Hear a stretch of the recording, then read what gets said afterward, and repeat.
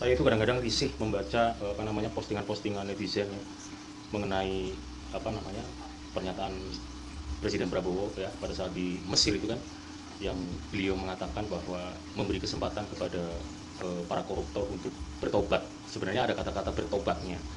Jadi kalau saya tangkap itu sih baiklah, artinya kita tahu lah ya, pejabat di seluruh Indonesia itu kan banyak sekali, ribuan ya kan. Bayangkan ribuan, nggak semua koruptor itu ketahuan ya kan. Maksud beliau itu kan mengatakan kembalikan, atau bahasa beliau itu kan diam-diam gitu ya. Diam-diam itu bukan berarti ada maksudnya ada eh, diskusi apa, nggak ada. Sebenarnya itu kan bahasa beliau. Yang sudah menjadi target aparat penegak hukum jelas itu terus akan dikejar, tetapi kan yang namanya pejabat di Indonesia itu kan ribuan, banyak sekali, dan ada yang nggak ketahuan atau belum tercium oleh hukum. Jadi kalimat beliau waktu pidato di Mesir itu memang bagi para koruptor atau orang-orang atau pejabat yang melakukan perbuatan merugikan negara yang tidak ketahuan, tolong ya kan, tolong bertobat ya, tolong ya kan, tentunya kembalikan, kan begitu, bagi yang merasa.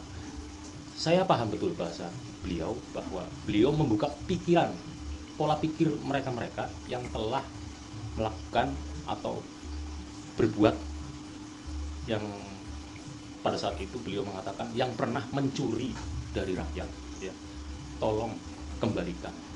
Mungkin ya, ini tegas, mungkin bisa dimaafkan, tapi tolong dikembalikan siapapun orangnya itu. Maksud saya seperti itu. Jadi ini sebenarnya saya ingin Presiden Prabowo itu dalam menyampaikan sesuatu hal harus lebih hati-hati, karena kalau saya pribadi sih saya memahami betul apa kalimat beliau, tetapi banyak orang-orang yang tentunya belum bisa memahami kalimat beliau, apalagi orang-orang pembenci beliau ya kan. Banyak sekali postingan-postingan menyesal saya pilih bapak ya kan, menyesal saya memilih bapak sekeluarga dan segala macam.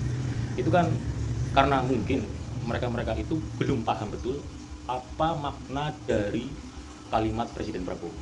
Jadi menurut saya itu sudah benar ya kan. Tentunya para koruptor atau orang-orang yang sudah berbuat merugikan negara itu, yang sudah menjadi target penegak hukum, aparat penegak hukum itu tetap dikejar sampai ke akar-akarnya.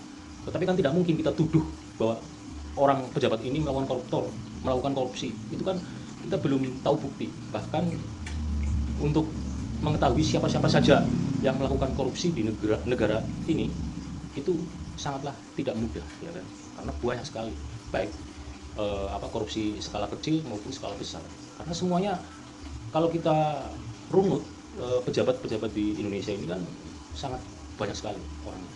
Jadi nggak mungkin. Jadi maksud beliau ya waktu pidato di Mesir itu memang ini mengerucutnya ke para pelaku korupsi itu yang tidak tercium atau belum tercium atau belum ketahuan ya kan, atau belum ketahuan kayak gitulah, untuk taubat ya, untuk taubat kemudian minta maaf tapi dikembalikan begitu. Nah, ada yang mengatakan kenapa sih jadi kucing sekarang ya, macan Asianya jadi kucing melihat pidato Presiden Prabowo di Mesir kan kurang berapi-api. Ya kalau saya nangkapnya ya itu kan negara orang, tidak mungkin ya kan seorang kepala negara ketika berada di negara orang itu berpidato berapi-api seolah-olah negaranya sendiri, itu sangat tidak mungkin. Jadi perlu hati-hati dalam menyampaikan sesuatu, apalagi itu adalah negara orang. Begitu. Menurut saya sebagai pendukung beliau ya wajar-wajar aja. Jadi kepemimpinan beliau yang baru saja 2 bulan ini ya kita tunggulah ya kan. Beliau juga mengatakan tunggu 6 bulan lagi, kan begitu. Ini belum apa-apa ya kan. 2 bulan aja sudah berapa coba koruptor yang sudah tertangkap. Jadi begitu. Jadi tolong Pak Presiden, Pak Prabowo Subianto yang saya hormati ya, Bapak nggak usah punya rasa nggak enak dengan pemimpin-pemimpin sebelumnya. Bapak ini kan Pak Presiden, orang nomor 1 di Indonesia. Jadi keputusan ada di tangan Bapak, peraturan ada di tangan Bapak.